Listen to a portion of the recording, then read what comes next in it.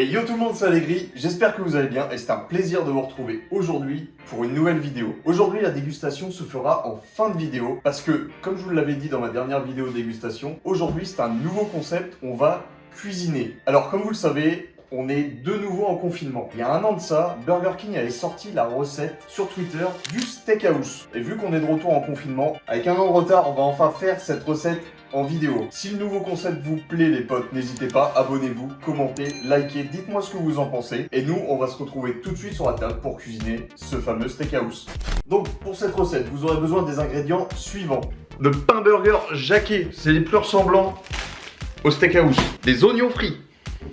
De cheddar, forcément, de sauce barbecue, de mayonnaise, de steak haché, forcément, on a été les prendre au boucher, on n'a pas pris les charales, deux petites tranches de bacon, et enfin un peu de verdure. Donc la première étape qui est un peu longue, on va faire cuire le bacon au four. Il y en a à peu près pour 15 minutes à 190 degrés. Donc pour la recette, on va prendre uniquement deux tranches de bacon qu'on va du coup faire cuire, comme je vous l'ai dit, 190 degrés pendant 15 minutes. On va les prendre, hop, les étaler comme ça. Et ça va partir à la cuisson tout de suite. J'avais oublié, il y a une tomate dans le burger. Alors, pour la préparation, on va commencer par quoi? Le bacon est au four. On va s'occuper des steaks. Wesh, tu vas pas les voler dans le magasin, hein. Alors, j'en ai pris deux. Mais en vrai, je pense qu'avec un, on va en faire deux. Alors, du coup, celui-là, on va le couper en deux. On va le refaçonner à notre, à notre image. On va faire une belle boule qu'on va écraser ensuite dans la poêle. Voilà, on a nos deux boules de viande qu'on va pouvoir écraser. Maintenant, plaque de cuisson. Et l'astuce du chef pour la cuisson, ce n'est pas une poêle ordinaire, mais une crêpière. On met à chauffer, on met à 4. Pendant ce temps-là, on va laver la petite tomate et couper les tranches. Bon, alors on va faire deux tranches de tomates. Deux belles tranches. Et de une.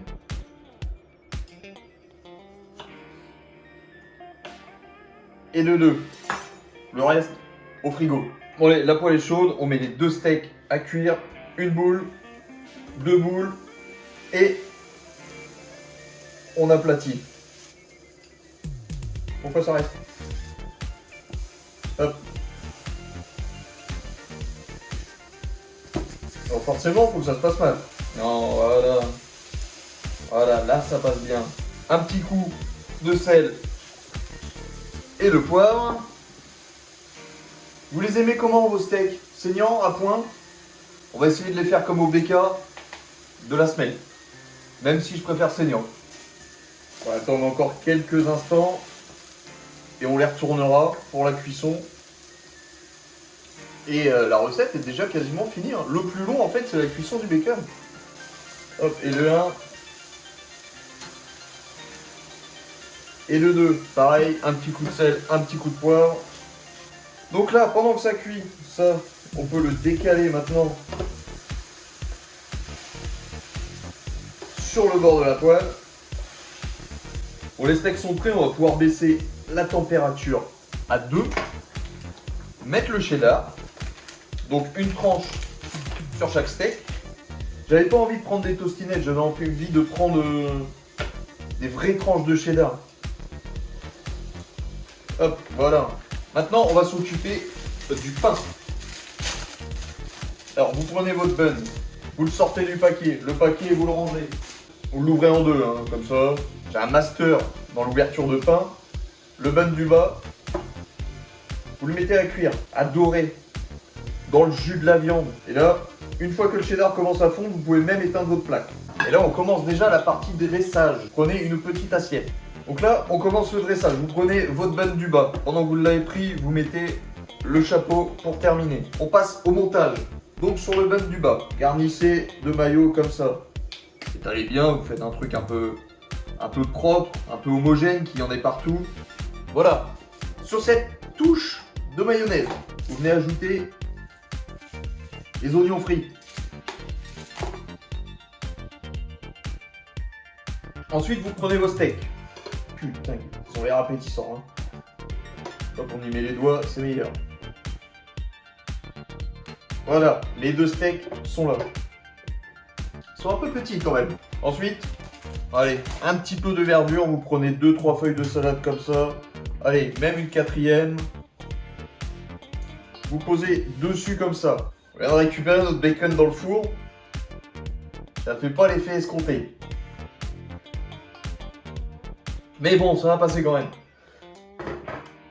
Alors, vous prenez vos deux tranches. Hop, une tranche.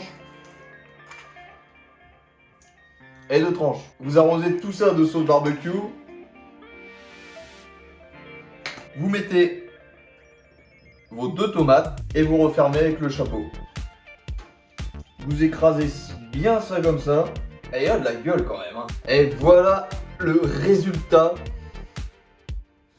de votre premier burger. Dites-moi ce que vous en pensez dans les commentaires. Est-ce qu'il vous donne l'appétit? Parce que là, moi, je le regarde. J'ai l'eau à la bouche. Hein. Bon, maintenant, les gars, vous savez, on est obligé de passer à la dégustation, savoir si quand même on a réussi notre recette ou pas. Le moment que vous attendez tous, le premier croc. Il a l'air bien fat quand même, hein, ce burger. Allez, bon app les gens.